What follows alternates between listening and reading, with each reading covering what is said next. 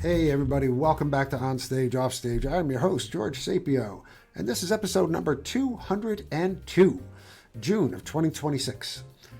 Our guest this month is Alexandra Meda. Alexandra is definitely one of the busiest women in theater. She's involved with an impressive number of programs that affect the theatrical and Latinx communities. The Latinx Theater Commons recently presented her with the 2025 Diane Rodriguez Teatrista Award. The Diane, as it's known, is the award dedicated to an individual working in the theater field who is committed to increasing Latinx representation across disciplines. So I came across an article in HowlRound, which featured you as the recipient of the Diane Rodriguez Teatrista Award. Now, I've also read that the competition was pretty stiff. The award's been around for 4 years. And there were a lot of nominations, but you were unanimously selected. That is quite the honor. Let's talk about how that came about. Yeah, I mean, I can't speak to the inner workings of the process too much, but when they shared that it was, how do I say this without sounding ridiculous? Really easy to select me. Okay. That felt really good. And that's because I know that the committee is comprised, of course, of the previous winner from the year before, who happens to be a colleague and dear friend and loved one. We actually started being mentored by Diane at the same time. And then Diane's husband and other members of what they call Team Diane, who really helped transition her at the end and really are some torchbearers for her legacy. To know that they all had no doubts and it was really clear to them felt really good. And I think it also spoke to I had some incredible people nominate me who have experienced me really closely. And I think they were able to just speak to the hows and the whys I bring what I see as Diane's legacy every day with me. Let's talk about Diane Rodriguez. Who was she and why is there an award with her name on it? So Diane was this incredible force. She has this incredible story. She comes out of San Jose and that whole valley area and found theater through activism and advocacy. She was a long time member of El Teatro Campesino. She ended up coming down to LA. Teatro Campesino traveled the whole world. They worked with incredible artists, developing their practice, their methodology of creating work. They're most famously known for actos, but it's very grounded in an activism theater, which my organization that I joined back in 2006, 7, it comes out of that tradition, very different, but very much inspired by. And Diane just grew from there. After traveling globally, performing, creating, writing, she started producing, writing, and directing in different ways. And she formed Latins Anonymous, which was a huge, I don't want to call them an improv group, but they used comedy and improvisation to create skits and sketches. And she's worked with some huge names. She has done incredible things, was the associate artistic director for so long. It's in her theater group, was invited by Obama to join the National Council for the Arts. I mean, huge. But the things that, like, when people are like, but who was Diane? Yeah. That I immediately think about Diane was so intentional and obsessed with holding the door open for future folks, for people who came before her, but who hadn't found the resources and support. Diane was a creative thinker. One of my favorite things that she used to say was, I have endless ideas and you can't shut yourself down when they get rejected. Just come back to them with more ideas. And that always really inspired me because that's a hard thing in our business, right? It can be so easy to feel shut down and rejected. And Diane just had this joy and this grace about her that kept her moving through all of the challenges, all the institutionalized systems that worked against her, but she just kept going. And I think that's one of the things that shaped me the most about her. It sounds like her journey, I was going to say her journey was an uphill battle, but considering who she was and what she was, the places she was working from, sounds almost like a vertical. Yeah. Fight. It must have been so. How many years was she active? Oh my gosh, 50 plus years. Yeah. She sounds like so much more than a role model. She sounds, an icon is too small a word for her. How did you meet her? Oof, I think we had a couple of meetings in passing at events that I attended and like met her afterwards, panels. But I think the kind of igniting incident where we began our relationship, she had submitted her play, Living Large in a mini kind of way, Hmm. to at the time called Teatro Luna, founded in Chicago. At the time, we were still operating out of Chicago. This is maybe 2008, 2009, submitted her play to our reading series where we were developing, I think maybe 12 or 13 plays a year to consider one or more for a production. This was Now, your theater company. yeah, yeah. I mean, I didn't found it. I came to it as an intern. Which company was this? But yeah, so that's Teatro Luna. Okay. We've had many iterations since then. It was founded in 2000. I joined around 2006 and have been there ever since. It's been a wild journey. So that's how I met Diane, and I produced her reading. It had really mixed kind of reactions from people because she was talking about the internalized oppression and how our own people, speaking of Latinx people Hmm. broadly, the story hinges around this sister calling essentially what is now ICE on their sister. Wow. And so it's about the kind of inward turning that can happen, right? And this is back in 2009. The issues were there, maybe not in the media in the way they are now, but because of that, actually, because of what people thought are flaws, I was really interested in developing this piece. And so we ended up moving to a full production in 2012.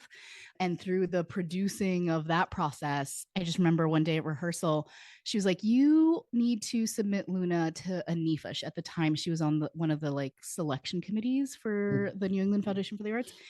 And we didn't get it. We didn't get that NEFA, but it exposed our work to a lot of people. And in fact, then Mark Russell invited us to be one of the artists featured at Under the Radar. And I don't know if she was just like watching and testing to see how we navigated all of that. But from then on, she was a steadfast supporter of the company, of myself, of Miranda, who was in that play, just really built from there. And I essentially just started working with her pretty consistently on her projects, on supporting her as a thought partner, assistant directing. But Diane always, if she introduced me, even from like when I met her, I was like, I don't know how old I was, but in my 20s, even then, she introduced me as a friend, not as my mentee, not as this young person. And that was Diane. She was always creating this personal relationship, which I don't think enough of that happens. It was never transactional. More Yeah, of a colleague than a ranked that's right. togetherness. Yeah. Yeah, that's incredible because people usually adhere to the ranking systems is just to establish quote a pecking order and such and such. In some cases, it's painfully obvious because somebody's new and the other person has got so much experience. But to bring somebody up as a colleague, And it wasn't just me. It was, I mean, there's a lot of people who of Diane mentored so many people and was friends with so many people, and this was her ethos. And she there were ways in which I didn't even know she was shaping me at the time, yeah, right? But and she would connect all of us with each other. And so we remain in touch and supportive of each other because what Diane did was took out the performance of professionalism and the performance of show, like she just was. And I think that's really rare. you mentioned initially that when you produced her play, the audience found it controversial.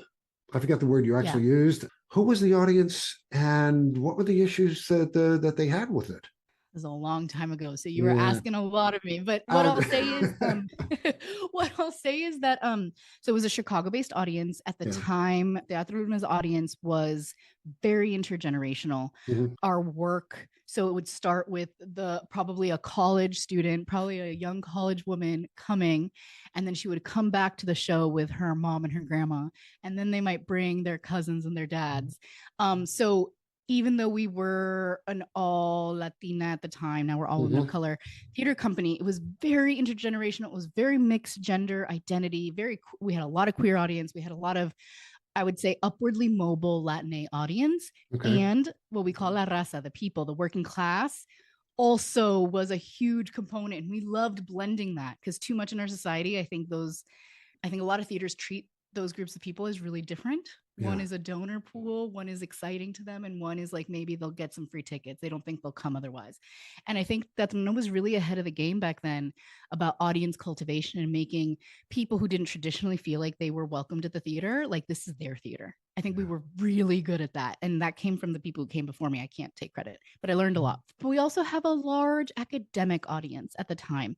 And it was really from a lot of academics. I'm not going to say the name of the one who just came to my mind, but they were like, what is this? This is anti-Latin, right? And they could not, they couldn't hold a complex conversation where we can talk about what's wrong in our communities, our internal stuff. Like that's actually really important. It's not all the fault of the system or of white people, right? What are the ways in which we are warring against each other, right? So today you can think about it in the conversation of like the way language is such a part of like how you prove you're belonging to this ethnicity. There are many ways in which we gatekeep our own kind of selves.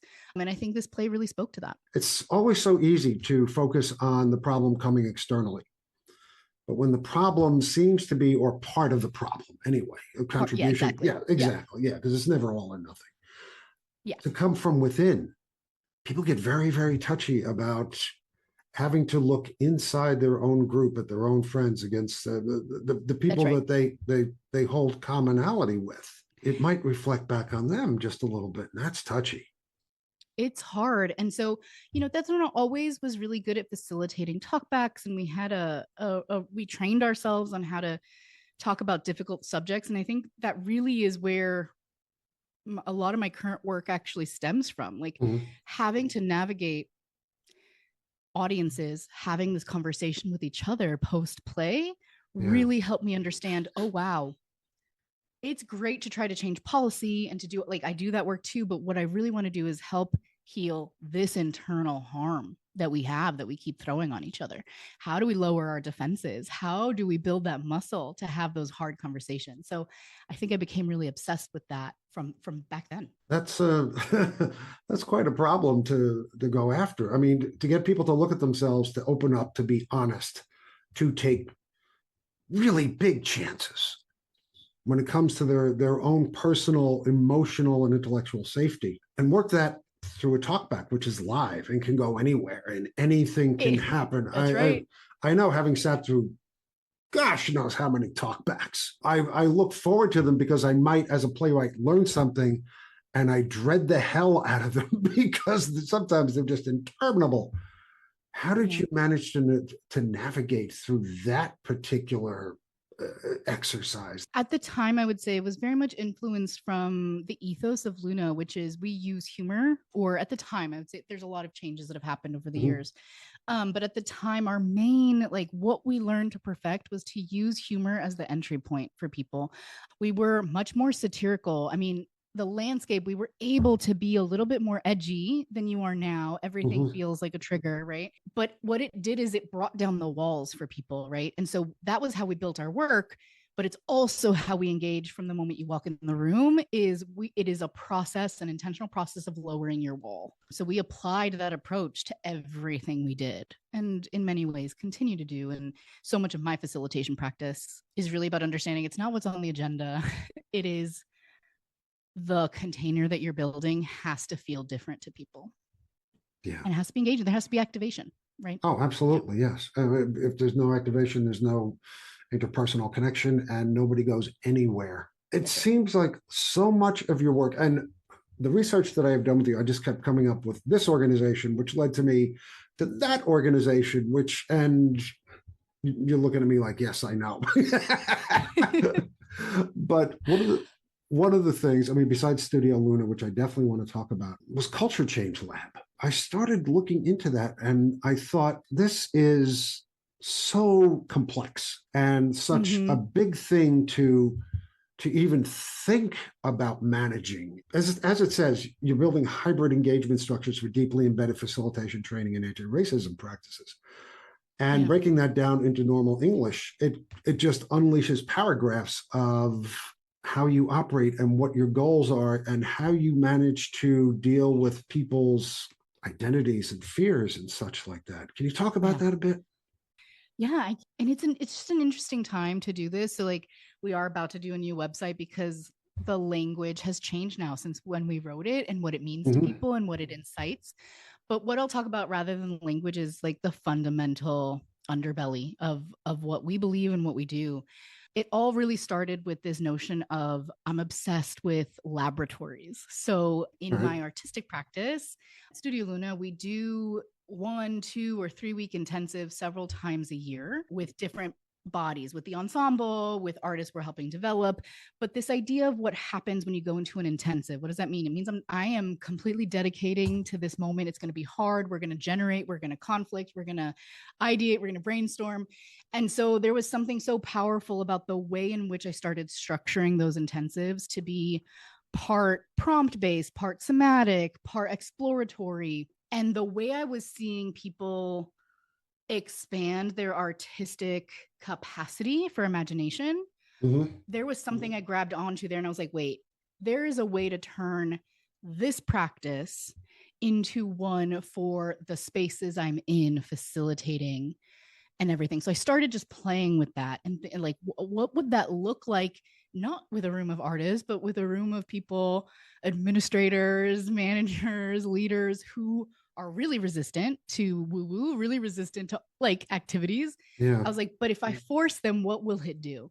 And so, did a lot of stuff before I formed Culture Change Lab, trying to figure out those modalities. And at the time, this is before the pandemic, Luna was already working remotely with artists. So we had to figure out how to use the virtual tools to generate art and to rehearse. So we were already in a multi-year kind of figuring that out because we had started in LA and we had multiple, like we had people everywhere. So we had to figure Mm-hmm. that out. Our composer was here and or whatever. My point in saying that is I was primed. The pandemic hit and George Floyd was murdered. Yep. And these lists started coming out in the theaters. And the work I was doing really quietly, freelance facilitating, had built enough where some people were recommending me to come into these rooms in these big spaces where they were fighting about whether they're going to make a statement. What do they do? Everybody's telling them they have to get training.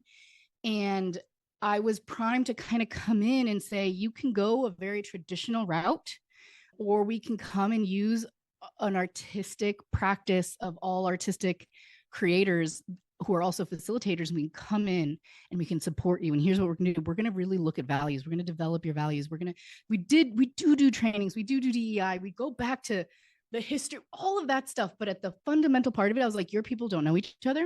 Your people don't want to talk to each other. And we haven't developed vulnerability. And some of these CEOs were looking at me like I was crazy. But I knew I was really steadfast. Like these practices that work in the rehearsal room can be translated here. So I became very obsessed with the laboratory, and it felt interesting for people to be like, oh, we're going into a lab process. Yes, a learning space, right? We can stretch our capacity. So let me wind up because I'm going on because I could talk about it forever. But that's the basis of what we do. We shape and tailor to whoever and whatever the problem is. But we think about it's always building the muscle for vulnerability because that's how we soften and take the problems head on. Yeah.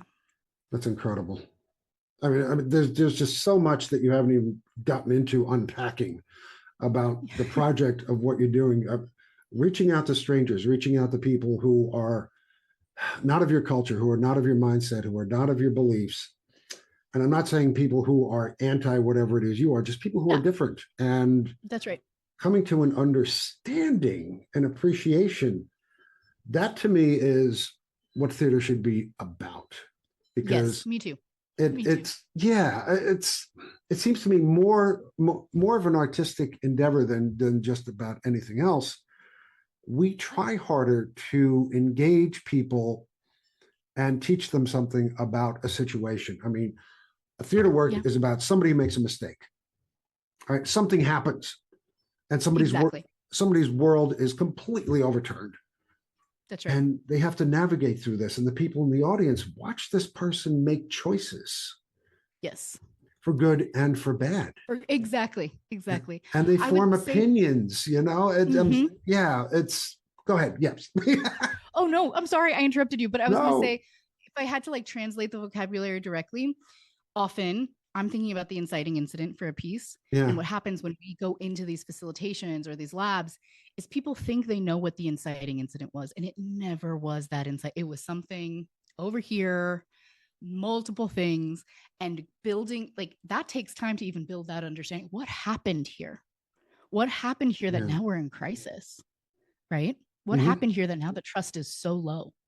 Yeah. Yeah. Discovery is can be painful. It's frequently painful.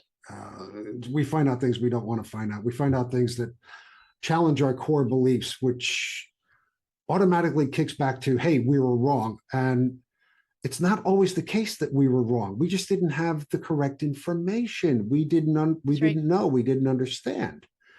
And it sounds like what you're doing with so many of your projects is trying to bridge these chasms of disconnect. Not you reading me. Come on. I feel seen. Thank you. I love that language. Gosh, I've been sitting here writing down questions on things that we've been talking about. Studio Luna, going back and forth. Yeah. And I want to touch on that because right now I am looking at Studio Luna's homepage.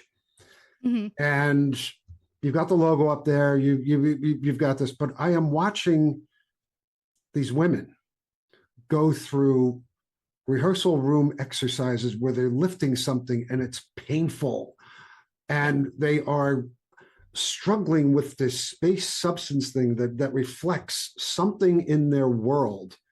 Yeah. And I am absolutely captivated by it. Yeah. And so much that is going on with Studio Luna. There's a woman in the corner who's just collapsed. She's not doing anything. And I'm wondering what's going on. And now they're screaming. Yes. Yes.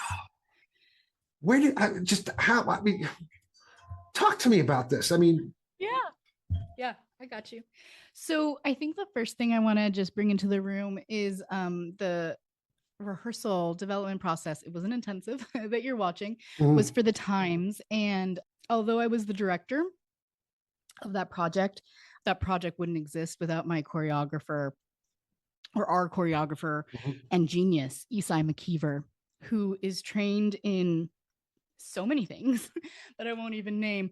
But what is so beautiful about Isai is what we share is understanding it, even if we're talking, so this piece, The Times, it was really launched, man, we're talking 2018. So my brain is, woo. But this was Brett Kavanaugh. This was the young swimmer rapist, right? So there was a lot happening in the ether, and we were responding to these moments. And so it just started with some prompts. But Isai and I always know we might be talking about a global, local event or happening, but how do we get the people who are generating, ensemble devising this piece to bring their own essence and their own experiences to it? And so I think the big change from what I call old Luna, OG Luna, to now Luna is in OG Luna, it was sketch, satirical pieces, always starting with writing. We do share that. Our process starts with writing, but we moved into a much more physical, high level, physical kind of work. And Isai was such a big part of that. So what you see is we spent maybe a little time responding to a prompt that was like actually kind of fill in the blank. And then we use multiple methodologies that we've adapted. But I think About Moment Work was really inspirational for us. So it was like build using some gesture, and then we refine. And so it literally 8 women in a room, create a series of gestures, and we start stringing them together. And then suddenly we start playing music. And then suddenly it's this piece that we're actually understanding. We're talking about this terror, this secret terror underneath our skin, and how to release it. And the whole thing is about how we have to perform, the way that we're viewed, and like as women at the time, these were the topics obviously that I just mentioned we were talking about. And understanding the editing process is what's important to our work. So at the end of the day, that scream became a model for, instead of using 10 pages of an essay to talk about women's rights, that scream does it all. I don't have to tell you, and the audience will know. So that was our work, was a discovery of distillation. That's incredible. It's theater people will totally understand what's going on in this video, and they will understand what you do.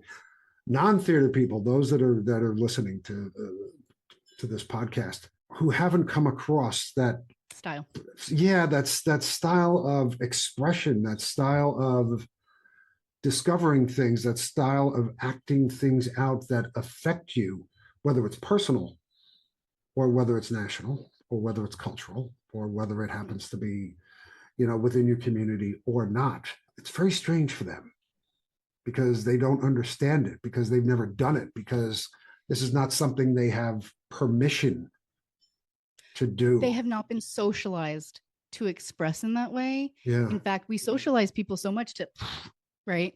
And so I hear you. It might feel foreign. There might be friction when they first encounter it, but I can say our predominant audience is not an elite theater going audience, right. And they find their ways to tap into it because it does. So we use music a lot. Like we give people guardrails along the way, even when we get super experimental. I think people find themselves represented in one way or another in the work. And that has been a powerful learning, to not be scared to push an audience to experience something different, but allow them to come on the journey.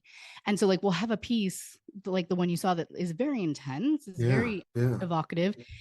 And then we're going to hit you right back with something like there's another piece that actually, I don't know if it followed this one, but it's a woman doing a monologue, running, like she doesn't stop running the whole time, running so hard she almost pees herself physically, right? But it's hilarious.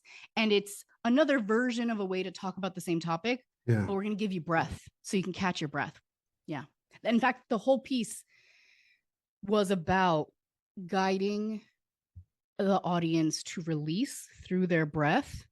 And it's amazing because we were developing in 2018. We really got it almost finished end of 2019, got a big NIFA to tour it, and then the pandemic happened. Yeah. And I felt like we were, in so many ways, that would have been medicine in that time, right? What was so scary at the time was the act of breathing. So it had this, like, it was some beautiful, crazy timings. A piece that never got to see the world. Yeah. It's a shame, but there are other pieces that you have devised, right. and you and your cohort have come up with, and you're constantly finding ways to speak to other people, to explain, to reach an understanding, which in my heart thinks, this is the way we achieve peace. We have to see each other's humanity. We have to see each other's humanity. Yeah. I am facilitating a process right now with a group, and they're having an issue because they didn't know that some folks in their company are Trump supporters. And some people think they need to be out because of that. And some people, it's very complicated. They're like, I'm scared. And so how do I bring this work, this exploration Luna does artistically, to the process to say, actually, no one is disposable.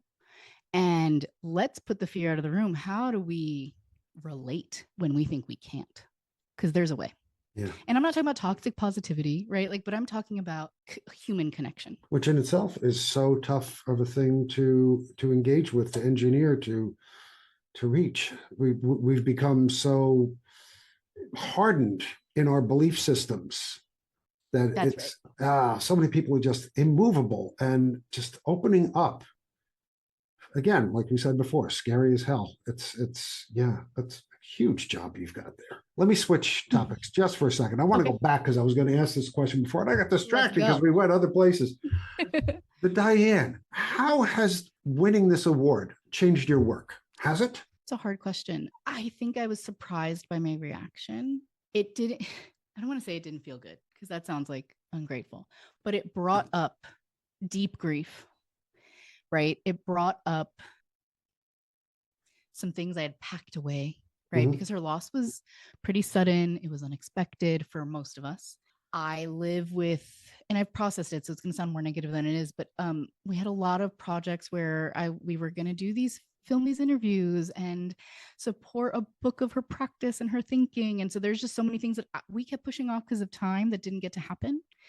And so I would say what the award did is reignite my commitment to figuring out how to do those things, just not only through Diane's history. So the network of ensemble theaters, we're launching this ensemble story and legacy project. We're going to collect 500 stories, practices, methodologies, and to do a book, a podcast, but really an archive for people to be able to utilize these this learning, this wisdom, this ancient wisdom, this new technology. And it's very much inspired by what I didn't get to capture of Diane, right? Like, and her desire to keep the door open and to share access is the DNA of that project. And then the other thing I got back on, because I had really put it on pause when she passed away in 2020, was me and some good friends and Luna are finally doing those interviews with all of our Latinx leaders. We have this dream that the 4 generations of working Latinx artists right now,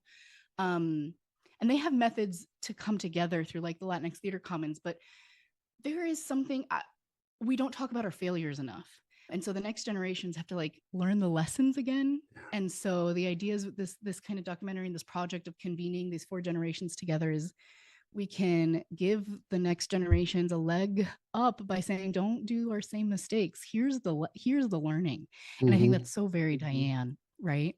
Yeah. Yes. Yeah. So those are the ways I think it impacted. No, she sounds like a person who was 1 in a million. Absolutely. And to be affected by a person that to know somebody like that is the chance of a lifetime in a sense, because they are so rare, people who just carry their message and leave a legacy of positive intent, positive change. Yes. You don't run across people like that all the time. You really don't. You really don't. And it's very special. And I think the only thing I want to shout out is the 3 previous winners all exemplify different parts of Diane. So the first one, the inaugural one, Patricia Garza, one of my people I love most on this planet, a brilliant producer, brilliant thinker, but is a weaver that connects people. And then, I mean, all of them are just incredible. So I just wanted to name that what's beautiful about the award is it's supporting and amplifying in the way Diane did, people doing this work. Yeah, it's incredible. I mean, you're continuing that work too, which is wonderful. Again, like I said, when I was doing my research, I came up with so much of this stuff that you're doing here. I doubt you ever sleep or find time to eat or whatever it happens to be. But you're also impact director for the National New Play Network. What, you had a spare hour somewhere? It was a 2-year appointment. It actually just recently ended, but I continue my work with them in many ways. I'm a core member, Luna's a core member theater. I'm actually very late on a report that was due my final impact report that was due last year. We're not going to tell anyone. Yeah, it's fine. But and in fact, I was just in New York. They had a little convening on that brought together a bunch of new play producers and some academic institutions, and there's some really exciting work happening there. So I remain involved, just no longer with the title, but hopefully it comes back. We'll see what happens. It's kind of just on pause. I really believe in the power of relationship and bringing people together to work together. And I think answering the current landscape of new plays and their need to continue to move through the ecosystem is so important. And that's what NNPN supports. Yeah. Great. I have one last question for you, and then I'll let you go. And it's not an easy question. Okay, let's go. Current political situation in the country and how it affects not just you, but groups that we have always said, we use the term marginalized when I think under attack would have been better. Latinos, African Americans, persons of color, LGBTQIA folks have never had a welcoming or good time in the United States of America. And so much less so now that the government is actually sending troops out to destroy communities, to literally destroy communities, destroy families. How does your work, how do you survive? And how does your work help others to navigate this extremely dangerous point in our history? Great question. I told you it wasn't easy. No, it's wonderful. I think it's an important thing to talk about. Couple of things to maybe say. So my work personally at this moment, where I'm not directly impacted personally in this moment, doesn't mean I won't be, but I have the privilege and the access to be connecting resource to people who need it. I have the access and the privilege to support, develop, and devise ICE guides for theaters, right? There are many ways to think about how are we preparing ourselves. So Leslie Ishii was the first created the first guide that I had encountered, and we've worked together on developing it, continuing it. When we did an art equity gathering just this last fall in LA, it was something we had to deeply think about. How do we work with venues? How do we work with partners? And then everything started happening in Minneapolis this year. And sometimes it is just sending money. Sometimes it is sharing and amplifying resource. And then the other, and checking in on people, right? Like that, it goes further than you think. I think about our dear friends at Pangea, at Penumbra, at Theater Moo that are on the ground there. And they've always been at the intersection of activism and this work. And it's only more heightened. But I would say in some ways, I don't want to make it lax, but like in some ways, none of this is new. These are communities who have navigated this for a really long time and have the tools, but now they're getting broader support because it's impacting people outside of them. And so that's a horrible thing, right? We don't want to see people die, but it does build urgency and movement. And I think helping organize that is incredible. One of the things I'm super inspired by, and it really does come from the Black community, is the idea of singing for this resistance songs. There are other ways to combat using art that are powerful and are healing. And so how do I support that work moving out? So I think a lot about the ecosystem. You don't always have to be on the front lines to be supporting and changing. So my role is holding space, connecting, and organizing. So I don't know how well that answers your question, but I will say it's something I think about every day. And there's a real tangible need for resource. And so there's not a single funder I have that we haven't gone and said, disperse funds freely right now, right? That there's a real need. People have material needs that need to be met right now. I don't think there's an easy answer to the situation. I know there isn't an easy answer to the situation we're in right now, but you did answer my question extremely well, because you're making positive moves, you're reaching out, you're being comfort for others, you're aiding others, and that is what is important: maintaining the community, maintaining the reach to people you know, people you don't know, and creating a network of support, and just reiterating that you are not alone. That part. Yeah, it'd be great if somebody could come up with a cure and just say, hey, it's over, we're done. Not going to happen. But it's the little steps that you and folks like you make every day, which will turn the tide on this. And I believe that, yeah. Will bring us to, not to where we were. God knows we don't want to go back to where we were, because that's just ridiculous. Right. There's a new future. Yes. That we haven't even imagined yet, that we need to build towards. Absolutely. And it can be better. Alexandra Meda, thank you so much for taking your time to come talk with me and tell us all about the amazingly wonderful things that you do for the community and for theater and for the future. Yeah. Be well, be safe, keep working, get some sleep, have some, take some time for yourself. I will. And I appreciate you. Yeah, be well.